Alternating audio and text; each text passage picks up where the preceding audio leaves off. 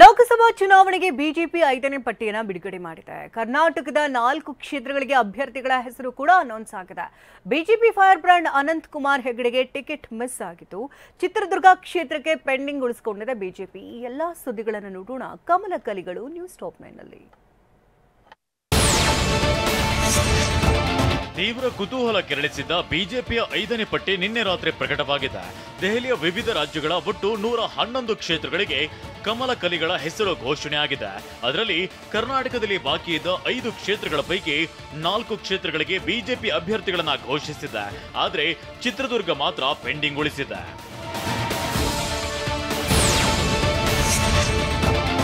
ಬಹುನಿರೀಕ್ಷಿತ ಉತ್ತರ ಕನ್ನಡ ಕ್ಷೇತ್ರದಲ್ಲಿ BJP fire brand Ananth Kumar ಹೆಗಡೆಗೆ ಟಿಕೆಟ್ ಮಿಸ್ ಆಗಿದೆ. ಹೆಗಡೆ ಬದಲು ವಿಶ್ವೇಶ್ವರ ಹೆಗಡೆಗೆ ಟಿಕೆಟ್ ಸಿಕ್ಕಿದೆ. ಚಿಕ್ಕಬಳ್ಳಾಪುರದಲ್ಲಿ ಭಾರಿ ಪೈಪೋಟಿ ನಡುವೆ ಡಾಕ್ಟರ್ ಕೆ ಸುಧಾಕರ್ ಹೆಸರು ಫೈನಲ್ ಆಗಿದೆ. ಇನ್ನು ಬೆಳಗಾವಿಯಲ್ಲಿ ಸ್ಥಳೀಯ ಮುಖಂಡರ ವಿರೋಧದ ನಡುವೆಯೂ ಜಗದೀಶ್ ಶೆಟ್ಟರ್ಗೆ ಟಿಕೆಟ್ ಸಿಕ್ಕಿದೆ. ರಾಯಚೂರಿನಿಂದ ರಾಜ ಅಮರೇಶ್ವರ್ ನಾಯಕ್ಗೆ ಟಿಕೆಟ್ ಸಿಕ್ಕಿದೆ. ನೀವು ಪೋಷಕರಾಗಲು ಕಾಯುತ್ತಿದ್ದೀರಾ? ಚಿಂತಿಸದಿರಿ. ಓಯಾಸಿಸ್ ಫರ್ಟಿಲಿಟಿ 90,000 ದಂಪತಿಗಳ ಜೀವನದಲ್ಲಿ ಸಂತೋಷವನ್ನು ತಂದಿದೆ. 7825893601ಗೆ ಕರೆ ಮಾಡಿ. ಅತ್ಯದ್ಭುತ ರಿಯಾಯಿತಿ ಪಡೆಯಿರಿ ಹಾಗೂ ಎಲ್ಲರಿಗೂ ಗುಡ್ ನ್ಯೂಸ್ ಕೊಡಿ. 6 ಬಾರಿ ಗೆದ್ದಿದ್ದ ಸಂಸದ ಅನಂತ್ ಕುಮಾರ್ ಹೆಗಡೆಗೆ ಬಿಜೆಪಿ ಟಿಕೆಟ್ ಮಿಸ್ ಆಗಿದೆ.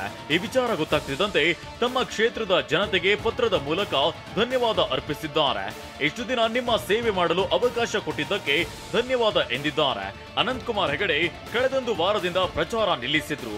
ವಾರದಿಂದ ಕಾರ್ಯಕರ್ತರ ಕೈಗೂ ಸಿಕ್ಕಿರಲಿಲ್ಲ.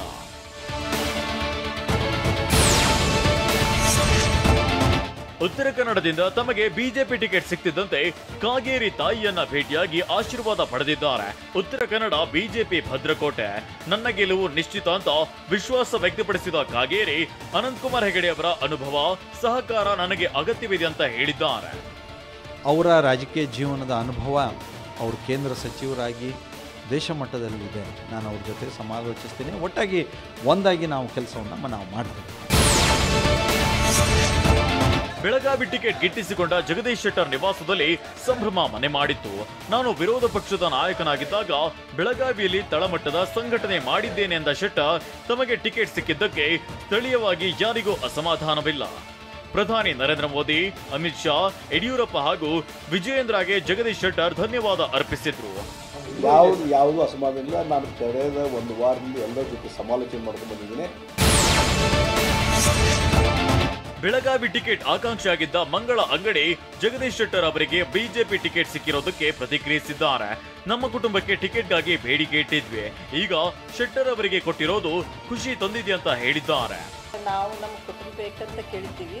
2 ಕುಟುಂಬ ಒಂದೇ ಅಂತ ಹೇಳಿ ಅವರು ಶೆಟ್ಟರ್ ಅವರು. ಚಿತ್ರದುರ್ಗದಿಂದ ಕೇಂದ್ರ ಸಚಿವ ಆನೇಕಲ್ ನಾರಾಯಣಸ್ವಾಮಿಗೆ ಬಿಜೆಪಿ ಟಿಕೆಟ್ ಕೈತಪ್ಪೋದು ಕನ್ಫರ್ಮ್ ಆಗಿದೆ. ಗೋವಿಂದ ಕಾರಜೋಳ ಮತ್ತು ರಘುಚಂದ್ರನ್ ನಡುವೆ ಪೈಪೋಟಿ ಇದೆ. ಹೀಗಾಗಿ ಚಿತ್ರದುರ್ಗ ಕ್ಷೇತ್ರವನ್ನ ಬಿಜೆಪಿ ಪೆಂಡಿಂಗ್ ಉಳಿಸಿಕೊಂಡಿದೆ. ಗೋವಿಂದ ಕಾರಜೋಳಗೆ ಸ್ಥಳೀಯ ನಾಯಕರ ವಿರೋಧವಿದೆ. ಹೀಗಾಗಿ ರಾಜ್ಯ ನಾಯಕರ ಜೊತೆ ಚರ್ಚೆ ನಡೆಸಿ ಅಭ್ಯರ್ಥಿ ಫೈನಲ್ ಮಾಡಲಾಗುತ್ತೆ.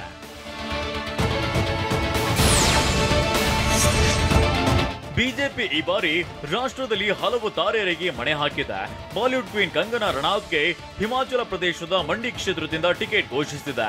ಇದಲ್ಲದೆ ರಾಮಾಯಣ ಧಾರಾವಾಹಿಯಲ್ಲಿ ರಾಮನ ಪಾತ್ರ ಮಾಡಿದ್ದ ಪ್ರಸಿದ್ಧ ನಟ ಅರುಣ್ ಗೋವಿಲ್ ಮೀರತ್ ಕ್ಷೇತ್ರದಿಂದ ಬಿಜೆಪಿ ಟಿಕೆಟ್ ಸಿಕ್ಕಿದೆ.